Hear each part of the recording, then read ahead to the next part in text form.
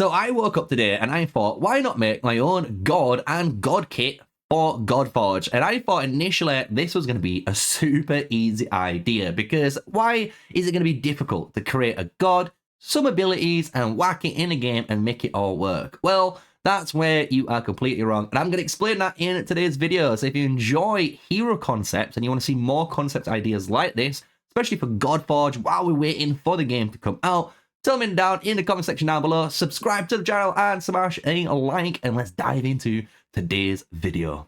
So the first thing we need to discuss is how to create a hero, right? Because the one initial problem is where to get inspired, who to create, and how that hero is going to be implemented in the game. Because the one major thing that you won't realize until you start making a kit is, are you going to be making a damage dealer, a tank, or a support? And that is really big, especially when you're determining on how the kit wants to interact in the world of Godforge. So the first thing I had to do was figure out who I wanted to create. And I went down, obviously there's 10 different factions we could pick from in the game of Godforge. And what I actually decided to do was go down more of the Greek and Roman route and allow the god Fortuna or Tyche, which is the god of luck, to be introduced into Godforge. And the reason I picked this hero is because of two reasons. One, it kind of resonates and I'm relatable to that hero because I used to work in a casino, and working with probability and luck was something I did on a daily basis. And two, I really wanted to think of a hero that had a very unique playstyle and was actually a support hero for Godforge. So what we're going to do is explain how I started to go down that process of thinking of abilities and what ended up being her final kit. So when it came to her ability side of things, I had to obviously figure out, okay, she's the god of luck. She is all about the fate and luck of individuals. And how can this be translated into Godforge? Because the one thing that I think that's really hard to do is to create a character from a story and translate that identity into real life. Because obviously you have Thor, the god of thunder, and it's kind of easy to replicate that with his lightning hammer and all of those amazing effects that you've seen in the past through different iterations of Thor in games and in movies. Now, when we're looking at something like luck, how can you actually see luck, right? Because you don't really see this very often in any TV shows or even games. So what I wanted to do was think of, okay, if she's about luck, what is the one area she could technically influence the most in the game and make things really, really interesting? And the way I decided to go down on this was the spells, the way she could interact with other gods alongside them and actually increase their luck and their chances in the game. And that is kind of the identity of this hero, of this god that I settled on. I settled on creating God of Luck, Fortuna, which is the Roman god in the mythology, for obviously the luck side of things. And I wanted her identity to be a support that honestly revolved around luck and increasing chances of your allies of actually landing certain abilities. And that honestly set me the framework, because then it kind of became the creative side. Do I honestly want to mess around with accuracy on skills? Do I want it to be allowing the player to potentially double cast certain skills in the game if they have a Fortuna in their lineup? And the more I thought about that, I really wanted to do it. I'm gonna be honest, it sounded amazing. For example, a Hercules grabbing his boulder and just flinging it at the enemy, and then grabbing another boulder and flinging a second one, just like mental, like some anime stuff that would land in game. And honestly, the more I thought about it, it sounded amazing. However, my big brain dinged. And this is where the first problem in hero design honestly came. Because if I did allow second skills to be triggered, this could cause massive issues in balancing. Because if there's a hero like Anubis, for example, and I'm able to fear your entire team for so many turns, and then I'm able to double cast that and lock them out for an additional like 2 turns, 4 turns of not acting basically is a game over. And imagine other heroes in the future. Imagine they made a time hero like Kronos, as people may know in mythology, that actually reduced the enemy's turn meter or increased their turn meter by doing specific actions in the game.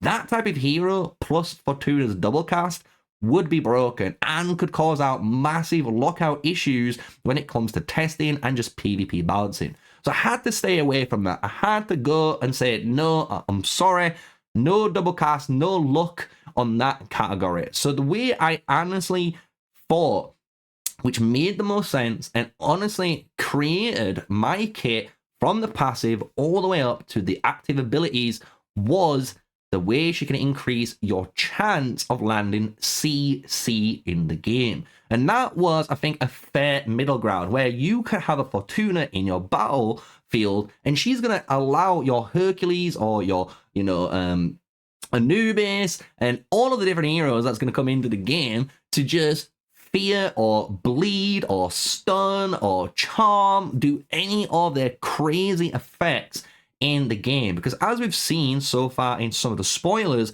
they are not guaranteed 100% chance to triggers. They are like 30%, 35%, 20% to land very important, impactful, game-changing CC effects. And I think Fortuna can be that hero, can be that god that is very unique in her game plan, and no other god is going to be able to do this, and honestly changes the way you actually approach a fight.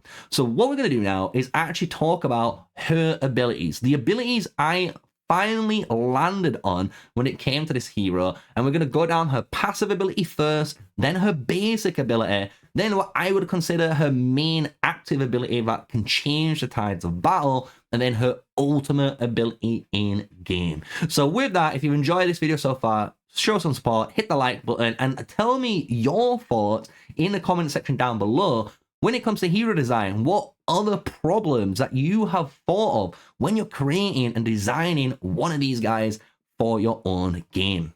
So, her passive skill, what did I land on? So, I took a little bit more inspiration and creativity from other games for the name of this ability, because I called it the Wheel of Fortuna. Yes, it's kind of similar of the Wheel of Fortune from Magic the Gathering, or even the TV show Wheel of Fortune, but instead, obviously, being the fortune god, the god of luck, it made more sense to play on words with her passive skill, the Wheel of Fortuna. So that's kind of how I landed on the name for things at the end.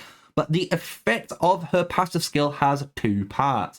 Her first one is what this hero is all about. This is her bread and butter for this kit. So Fortuna has a passive skill when she is alive on your team, which grants a luck aura but to adjacent gods. You heard correctly, only to adjacent gods. This is increasing the chances of those adjacent gods to actually land CC effects that are in their skill checks by a specific amount of percent. I haven't determined what this was. This could be, for example, 5%. It could be something crazy like 10% or 20%. But I thought 5% was fair without spoiling a little bit more of her kit down the line. But what this means is wherever you place Fortuna, if you're going to be in the middle, or depending on who's going to be on your left and right side of this hero, this is going to allow them to actually land CC silencers, stuns, Anubis' fear, for example, more often, as long as they're working as alongside of each other.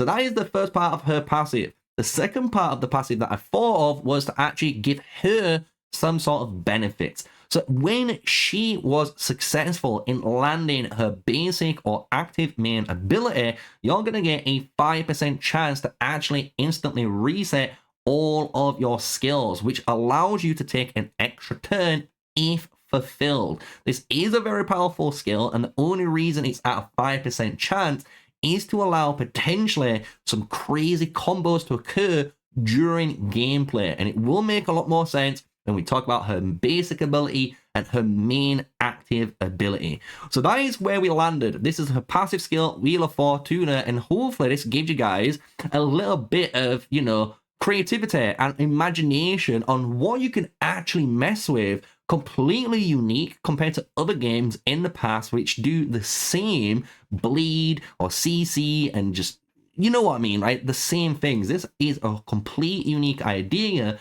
Yes, it could be considered super, super powerful and OP. However, the real powerful thing which I thought about on this kit is she's cleansable. So if there's going to be other gods, other supports that are more offensive, that say they strip enemy buffs and they strip any ally debuffs they have on them, those type of heroes actually counter this playstyle, which I think is a very clever way of actually making the field be quite level. And if you don't own a Fortuna, you may own the counterpart instead. So this is the way her passive skill is working. This is going to be the bread and butter, and you'll notice all of her main skill and her basic skills will synergize with this, because this is how you can create that identity that we was talking about earlier on in the video. So her first basic ability, this is what your bread and butter is, because she is a support and she's not going to be actually dealing any damage with her kit. The whole purpose is being more of an enhancer. So this main basic skill says you target one ally of your choosing. It doesn't need to be the adjacent heroes, it could be anyone in the team, and you will grant a very small shield to them to absorb a small attack, but more importantly, you will grant them increased luck up. This is going to increase their chances of landing any CC abilities by 15%. So this is where you can see now with the main passive and the basic skill, you can really focus down on certain turns to go for super combo heavy burst potentials or control setups. And this is where I wanted the bread and butter of her main basic ability and her passive skill to work together, because if these are landing on turn and you get that 5% additional trigger, well, you can now target a second hero on the lineup to obviously get that extra bonus buff. So that's the way I wanted it to work. These are very powerful buffs, but with that 5% chance in her passive, allows you potentially in certain games over time to get that crazy double up combo in the future. And maybe, you know, you're a dev watching this video, you can obviously increase these numbers, because I'm only just putting very safe low numbers to make sure this hero isn't absolutely bonkers and busted in the game. But you can see the concept already coming into the fold. So now let's move on to the second ability, and you'll see how this works perfectly now with the first one, because the second ability is more of an enemy debuff. You can target up to 2 enemy units on their team, and you have a 50% chance each of successfully landing the debuff on the enemy hero. And all the debuff is the opposite of what we've already been talking about. This is going to reduce this chance of successfully landing any CC that enemy hero may be dealing. And again, this is a 50% chance of landing, guys. So you're literally coin toss flipping if you're going to land this potential 15% debuff now on their silencer chance, or on their fear, on their taunt, on anything that they're going to be doing, which is a CC related ability in the game. So you can see now with the basic and the actual main active ability, how those two working in conjunction allows that actual passive ability now to work. Within the game, you technically have 3 instances of landing a successful ability, which does grant you that 5% chance trigger rate to actually get those going in the game. And the cool thing is with the main active ability, I love the fact that it's a coin flip. It really fulfills that need of luck, which is all about what God is all about. It gives you a little bit more fun and RNG too, meaning not every game with a Fortuna is going to be the same. You never know if you're going to land a double debuff on your enemies, or if you whiff and hit a 0 out of 2 and don't hit any of them, right? This is kind of the fun part of her kit, and I think this is what actually makes people might fall in love with this playstyle of Fortuna. So now with that, let's move on to the final major thing, which is her ultimate ability, her ultimate skill, the big payoff when it comes to playing this hero.